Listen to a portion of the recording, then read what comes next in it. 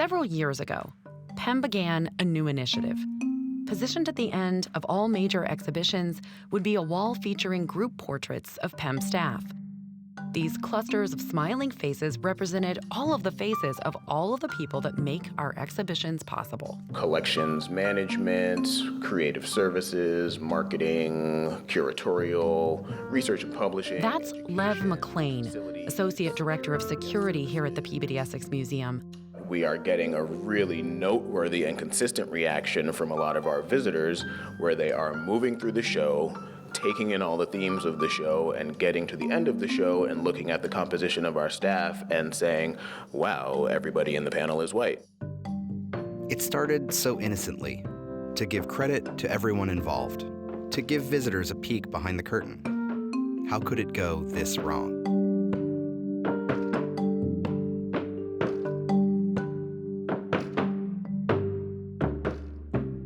Welcome to the PEMcast, conversations and stories for the culturally curious.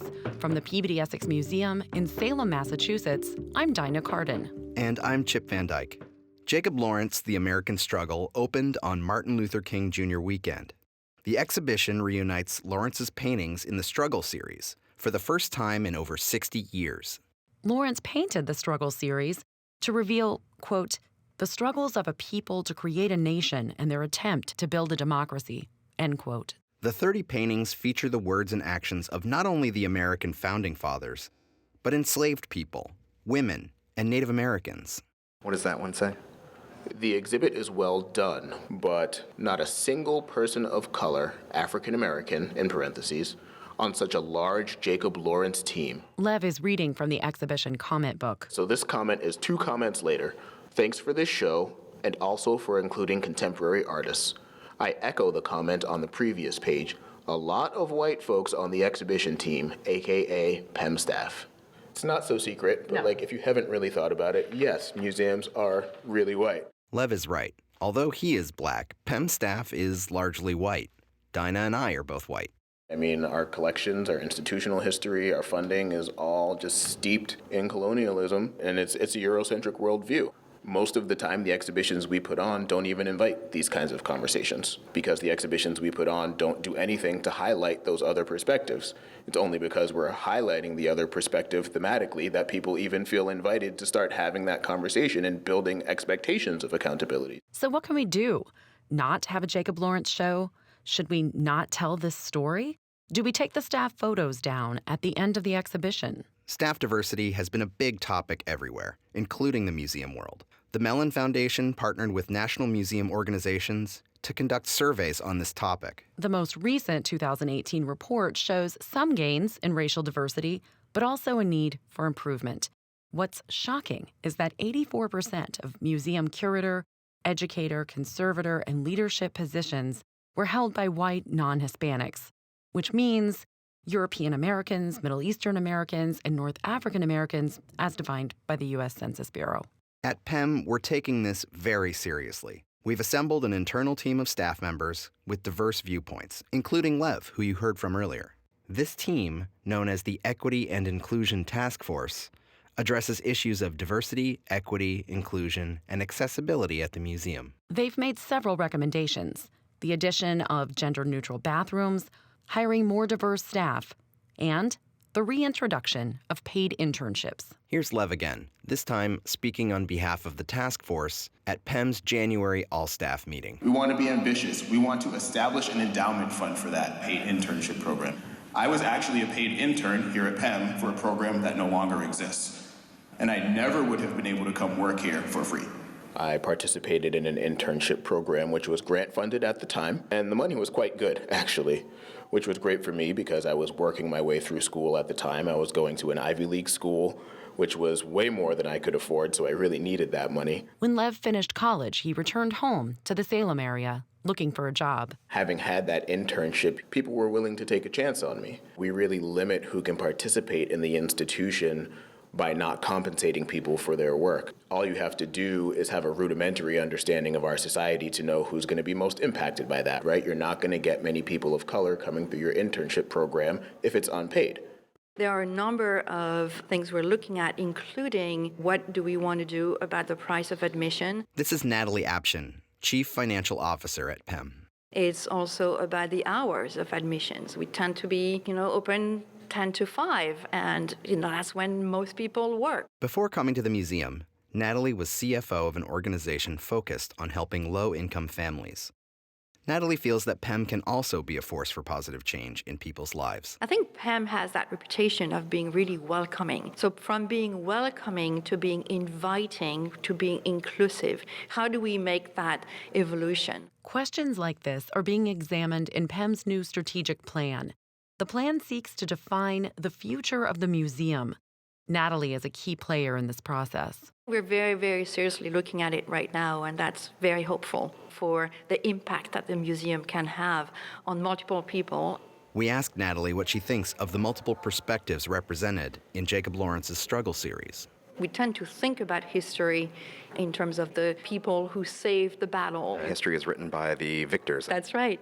It really calls out how we see our place in historical events. It made me also look at other works that he has done and really surface a piece of history that I was not as familiar with. Case number 2.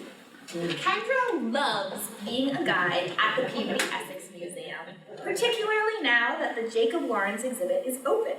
She is excited that more people of color have been visiting the museum to see the exhibit. It's Saturday, February 2nd. The Jacob Lawrence exhibition is on its second week, and Doris from PEM's education department is working with our guides on the subject of implicit bias. One day, while Kendra is in one of the galleries, another guy, who she hardly knows, smiles as she reaches out toward Kendra's braids and says, "Your hair looks so exotic, I have to touch it." So,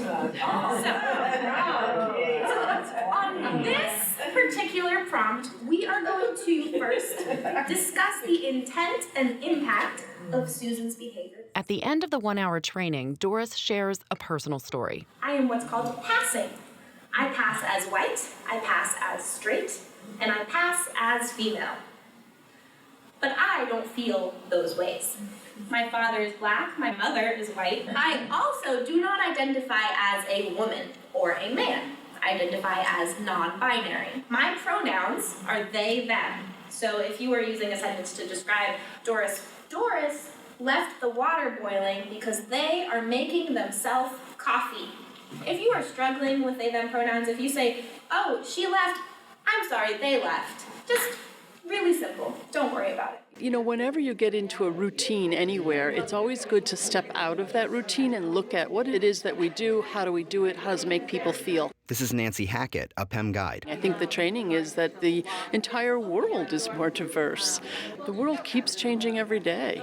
Our need to learn and to appreciate that and acknowledge that is important. And this is a step towards that. The struggle of this moment is actually not different than the rest of our history. Bethany Collins is an artist featured in the Jacob Lawrence exhibition. She and 2 other artists, Derek Adams and Hank Willis Thomas, offer their contemporary perspectives on the American struggle. We keep repeating over and over again. We move a little bit forward, and then we fall way back into the abyss, and we keep doing this again and again. Her work, America, a Hymnal, is in a small chapel-like room.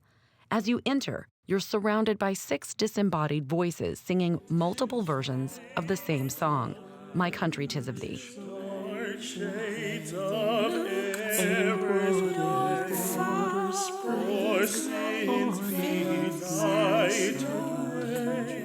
What you'll hear is a kind of familiar dissonance. It will be equal parts noise and familiarity. The song, My Country 'Tis of Thee, has been embraced by many, from the national anthem of Great Britain to causes championed by suffragettes, abolitionists, and even the Confederate Army. It gave me the language to say this moment feels familiar and expected. That's inherent in Lawrence's series. And also estranging and a surprise and like a betrayal.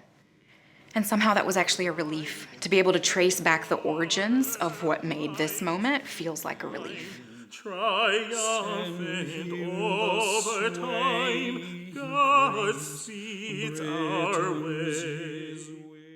My particular piece in the exhibition offers a certain level of optimism when you think about struggle. Derek Adams is a multidisciplinary artist based in Brooklyn. His piece, Jacob's Ladder, is filled with ephemera from Jacob Lawrence's life. Photos from his photo album, a vinyl record taken from a list of music he listened to in the studio, as well as his studio chair. From the chair, a ladder climbs toward a portrait Derek painted of Jacob Lawrence. So I think it's really more about just his life, to kind of show this history of Jacob, from this thinker to this person who is now considered an icon, from sitting to ascending. Derek's whole life changed because of a college assignment that sent him to the public library.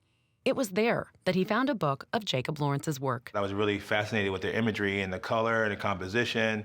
When I got towards the end of the book, there was a photo of Jacob, very dapper with a pipe. I think he had like a pipe or something like that. And so when I saw an image of Jacob, which looked like he was similar to my age at the time, I was like, wow.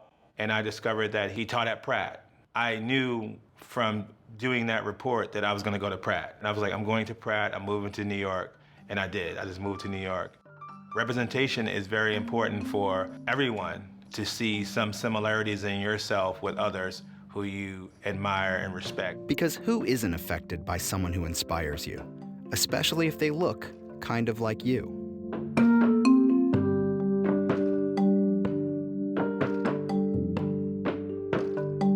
If you visit PEM's Jacob Lawrence exhibition today, you may notice something in addition to the staff photos. A new note below reads, Nationwide, museum staff lack racial diversity. Find out how PEM is addressing this issue at pem.org/diversity.